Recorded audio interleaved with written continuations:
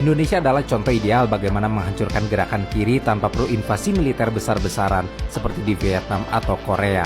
Operasi pembantaian terhadap PKI dan para simpatisannya membuktikan bahwa kekerasan politik bisa di-outsourcingkan kepada militer lokal, didukung dengan propaganda, operasi intelijen, dan dukungan diplomatik internasional. Keberhasilan model Indonesia ini pun tidak berhenti sebagai studi kasus. Yang paling mengerikan justru ia menjadi inspirasi.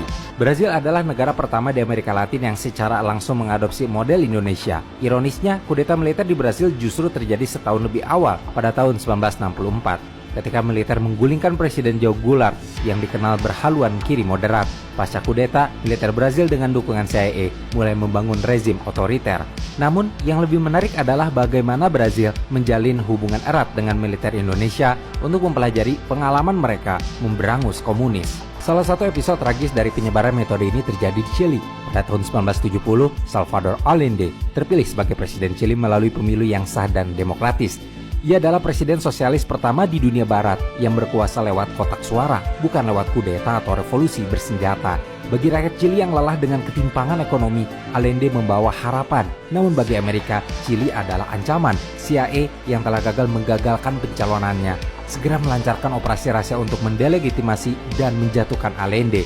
Dalam atmosfer ketegangan ini, istilah Jakarta se acerca atau Jakarta akan datang mulai beredar di Chili. Di dinding-dinding kota Santiago, di selebaran-selebaran gelap, slogan itu menjadi ancaman terbuka kepada kaum kiri, serikat buruh, aktivis, dan siapa saja yang mendukung Allende. Dan ancaman itu menjadi kenyataan.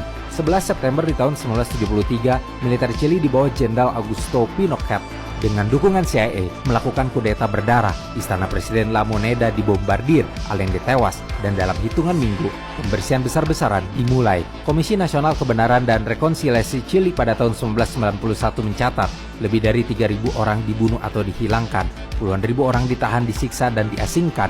Organisasi politik kiri dihancurkan total, jaringan intelijen dan daftar target digunakan untuk memetakan dan menyingkirkan lawan politik. Seperti di Indonesia, militer Chili tidak bekerja sendiri. Mereka menggunakan para militer, organisasi sipil sayap kanan, dan propaganda untuk melegitimasi kekerasan. Metode Jakarta diterapkan hampir tanpa modifikasi berarti.